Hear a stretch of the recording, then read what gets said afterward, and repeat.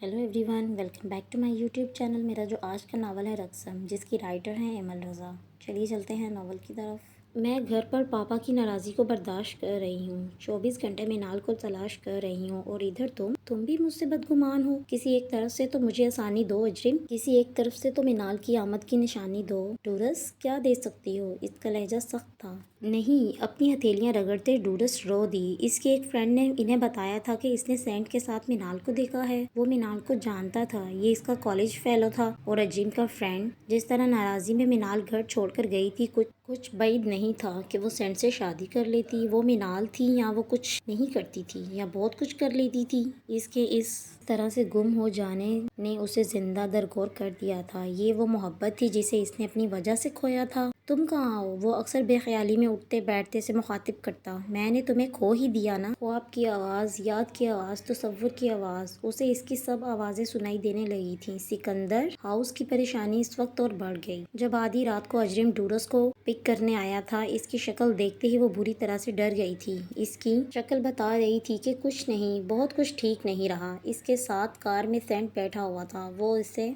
अपने साथ ले जाने आया था। जिस तरह और जिस हुलिये में वो इसका फ़ोन सुनते ही अपने कमरे से निकलकर बाहर इसके पास आई थी, उसी हुलिये में वो फ़ौरन इसके साथ बैठ गई। जितनी याद और जितनी दफ़ा वो दुआएं मांग सकती थी, वो मांग रही थी। उसे अब मालूम हो रहा था कि जान पर असल अजाब कब नाजिल होता है। सांसें कब अपनी गिनती गिनते गिनते ख़त्म होने लगती हैं। शहर के मरकज़ के एक करीबी बड़े हस्पताल में इन्हें इसे ढूंढने में कोई मुश्किल नहीं हुई थी। ना ही इस बार वो भागी, ना ही वो इसकी तरफ लपके। वो इंतहाई निगहदाश्त के वार्ड में अपनी मौत की तरफ बेनियाजी से बढ़ रही थी। वो यही चाहती थी, मर जाना, ज़िंदगी से मुंह मोड़ लेना। वो वहाँ 12 घंटों से थी। इसका कार एक्सीडेंट हुआ था। वो अपने किसी क्लाइंट के साथ इसकी कार में जा रही थी। इसकी क्लाइंट एक औरत थी और वो दोनों ही इंतहाई निगहदाश्त में थी। पुलिस को सेंट से राब्ता करने में वक्त लगा। ये सेंट ही था जिसके पास मिनाल घर से निकलने के बाद गई थी। वो जानती थी कि वो मुकामी बाशिंदा है और वो कोई ऐसा घर उसे ज़रूर ले देगा जिसमें वो रह सके। इसने सेंट को सब कुछ बता दिया था। वो इतना टूट फूट चुकी थी कि सर रख कर रोने के लिए उसे एक शाना चाहिए था। सेंट ने उसी दिन उसे एथेंस से बाहर सिकंदर अहमद की पहुंच से दूर एक फ्लैट किराए पर ले दिया था। वो इससे राब्ते में रहता था, इसका हाल चाल पूछता रहता था। शीशे के इस पार उसे देखते ही डूरस फूट फूट कर रोने लगी। ये वही थी जिसकी वजह से ये सब हुआ था। 12 घंटों से उसे होश नहीं आया था।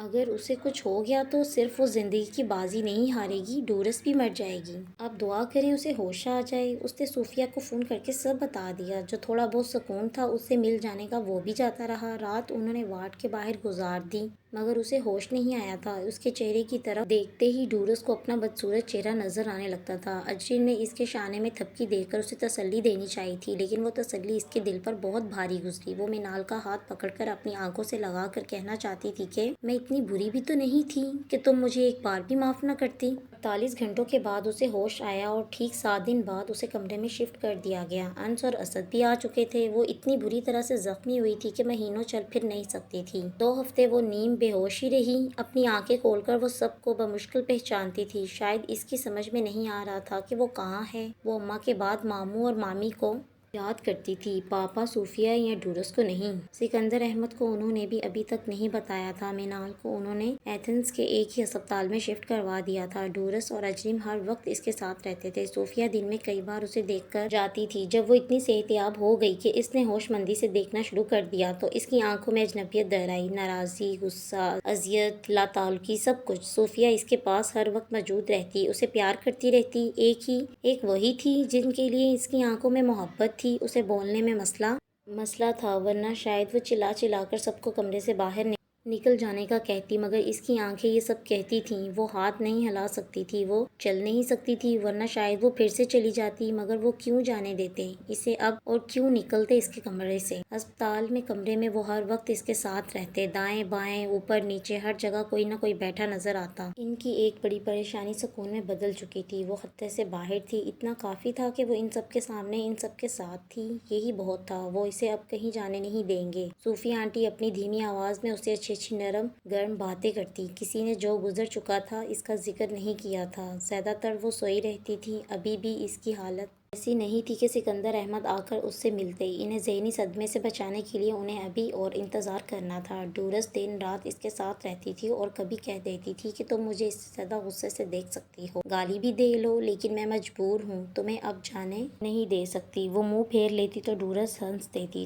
تمہیں جلدی مسکرانا سکھانا ہوگا منال، بہت سے لوگ کب سے اداس ہیں۔ ڈورس کھڑکی کے پاس ہی بیٹھی میگزین پڑھ رہی تھی۔ اجرم اسے دیکھ رہا تھا، کسی کی بھی پرواہ کیے بغیر وہ سامنے کرسی پر بیٹھا اسے دیکھ رہا تھا۔ جس وقت وہ اس گھر سے ہمیشہ کے لیے جانے کے لیے گئی تھی، اس دنیا میں خود سمیت اسے کسی چیز میں دلچسپی نہیں تھی۔ وہ پاکستان نہیں جانا چاہتی تھی۔ وہاں وہ ایک اور زندگی تانوں کے ساتھ نہیں گزارنا چاہتی تھی۔ وہ نہیں چاہتی تھی کہ اب لوگ اسے یہ کہیں کہ اس کے باپ نے اسے گھر سے باہر نکال دیا ہے، یا وہ اسے رکھنا نہیں چاہتے۔ وہ ایک اور زندگی اپنے بچپن جیسی نہیں گزارنا چاہتی تھی۔ وہ یہاں رہ کر اپنی تعلیم مکمل کرنا چاہتی تھی۔ اسے اپنی تعلیم سے لگاؤ تھا اور وہ اس فیلڈ میں اپنا نام بنانا چاہتی تھی۔ اس نے کوشش کی کہ وہ اپنے ساتھ جڑے رشتوں کو فراموش کرے، نہ وہ کسی سے امید رکھے اور نہ ہی اس کی امید ٹوٹے۔ وہ خود کے ساتھ زندگی گزارنے کے لیے نکلی تھی۔ وہ سب کو بھولنا چاہتی تھی، لیکن اتنا ہی سب کو یاد کرتی تھی۔ اس نے 18 ماہ ایک الگ زندگی گزاری تھی۔ وہ زندگی مشکل نہیں تھی، لیکن تنہا ضرور تھی۔ اس نے خود اس زندگی کا انتخاب نہیں کیا تھا، اسے مجبور کر دیا گیا کہ وہ ایسی زندگی گزارے۔ وجوہات کچھ بھی تھیں، مگر ان کا شکار وہ ہوئی تھی۔ کمرے کی مدھم روشنی میں اس نے پاپا کی طرف دیکھا اور دور صوفے پر خم خائے سوئی ڈورس کی طرف۔ اس کے خوبصورت سنہری مائل بال بکھرے ہوئے تھے۔ اس کی آنکھوں کے گرد گہرے سیاہ حلقے دور سے بھی دیکھے جا سکتے تھے۔ وہ کئی راتوں سے نہیں، کئی مہینوں سے نہیں سوئی۔ اس کی آنکھیں گواہی دیتی تھی، اس کی خوبصورتی عکس کی طرح اس کمرے میں پھیل رہی تھی۔ وہ اس کمرے میں اس کے ساتھ تھی اس کی وجہ سے۔ پاپا، اس نے آہستگی سے پاپا کو آواز دی تاکہ وہ اٹھ کر ڈورس کا لحاف ٹھیک کر دے۔ پاپا، اس بار اس نے ذرا تیز آواز میں انہیں پکارا۔ کچھ چاہیے؟ وہ اٹھ کر اس کے پاس آ گئے۔ ڈورس کا لحاف نیچے گر چکا ہے، وہ اسے واپس اڑا دیں۔ اس نے صوفے پر سوتی ڈورس کی طرف آنکھوں سے اشارہ کیا۔ سکندر احمد نے حیرت سے منال کی طرف دیکھا۔ پہلے وہ ڈورس کے پاس گئے اور اسے اچھی طرح سے لحاف اڑا دیا، پھر وہ دوبارہ منال کے پاس آئے۔ منال، اس کے قریب بیٹھ کر اس کے دونوں ہاتھ تھام لیے۔ مجھے پتہ ہے پاپا، آپ مجھ سے کیا کہنا چاہتے ہیں۔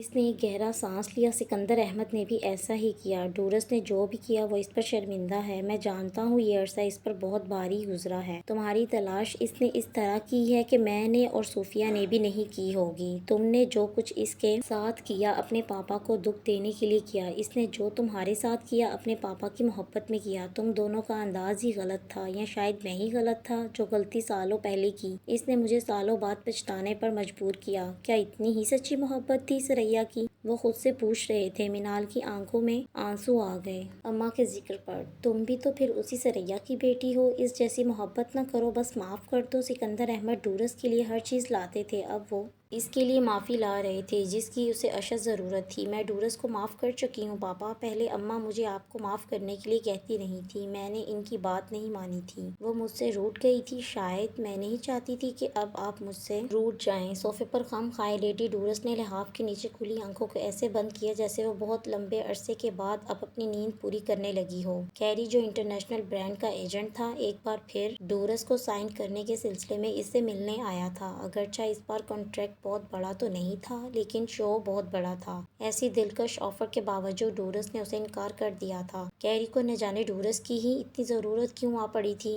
کہ وہ بار بار ڈورس کے گھر کے چکر لگا رہا تھا۔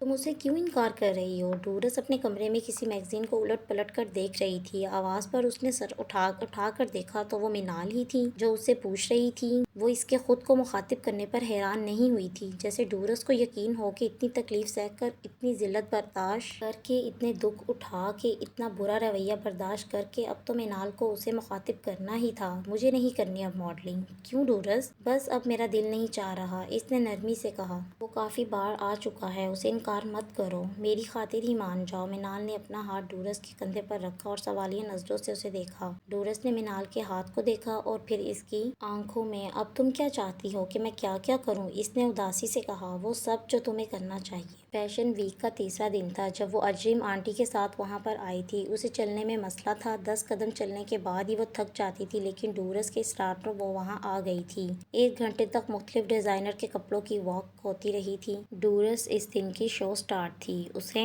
سب سے آخر میں آنا تھا اور وہ آ گئی۔ وائٹ برائڈل ڈریس پہنے مسکراتی ہوئی اس کے آنے پر سب نے تالیاں بجائی تھی۔ منال تالیاں نہیں بجا سکی تھی۔ اجرم نے اس کا ہاتھ تھام رکھا تھا۔ تمہارے ساتھ اس طرح بیٹھنے کے لیے مجھے ایک عرصہ انتظار کرنا پڑا ہے منال۔ اجرم نے اسے عین اسی لمحے بتایا تھا کہ جب ڈورس ریمپ پر چلتی ہوئی ان کے قریب پہنچ چکی تھی۔ مجھے بھی، منال نے اعتراف کیا۔ ڈورس مسکراتے ہوئے ان دونوں کو ہی دیکھتے ہوئے آگے بڑھ رہی تھی۔ مسکراہٹ کے بھیتر خوشی کی گہرائی میں اندر کہیں ایک جھیل ابلنے لگی تھی، آنکھوں کے چشمے سے کھارے پانی کی۔ وہ فوٹوگرافرز کو پوز دے رہی تھی، دھیان کہیں اور تھا۔ مسکرانا مشکل تھا۔ تمہارا شکریہ اجرم، تم کیری کو منا کر واپس لے آئے اور اس نے ڈورس سے دوبارہ کانٹیکٹ کر لیا، منال اجرم سے کہہ رہی تھی۔ شکریہ تو ابھی مجھے بھی ادا کرنا ہے سینٹ کا، اس نے مجھے میری زندگی بھر کا کنٹریکٹ واپس دلوا دیا ہے، اجرم نے سرگوشی سی کی۔ منال شرما گئی۔ ہال کی لائٹس چاروں طرف گھوم رہی تھی جیسے وہ کسی کی خوشی میں مگن ہو، پھر وہ بند ہو گئیں۔ آج کا شو ختم ہو چکا تھا لیکن زندگی ابھی شروع ہوئی تھی۔